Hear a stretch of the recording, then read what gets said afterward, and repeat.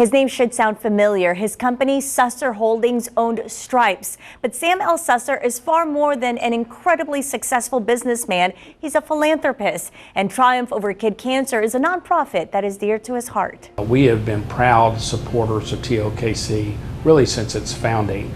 And we are honored to participate with the Ragans in the mission of this great organization. In fact, Tokc founders James and Mechlin Ragan grew up down the street from the Susser family. Being close friends with their kids, the Ragans were more than neighbors. They were like family. When James was diagnosed with cancer at 13 years old and started Tokc, the Sussers were all in. He brought us in and he made my sons, my daughter, myself, like everyone in his life, feel like they were his best friend. Oh, sure. Truly, we all felt that connection to James and to what he stood for.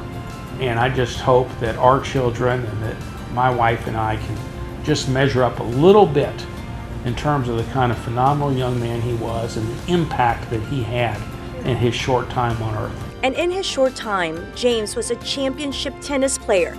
Cancer stopped him from playing, so James picked up golf.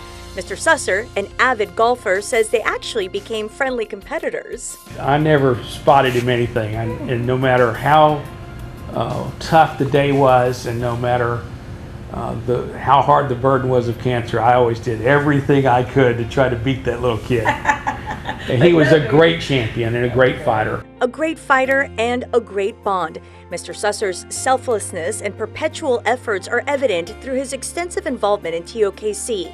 He continues James's mission to end cancer.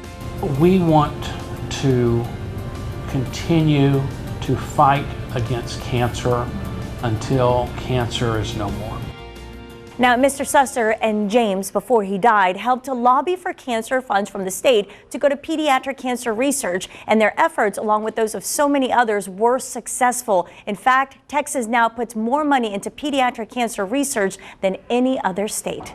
Back to you.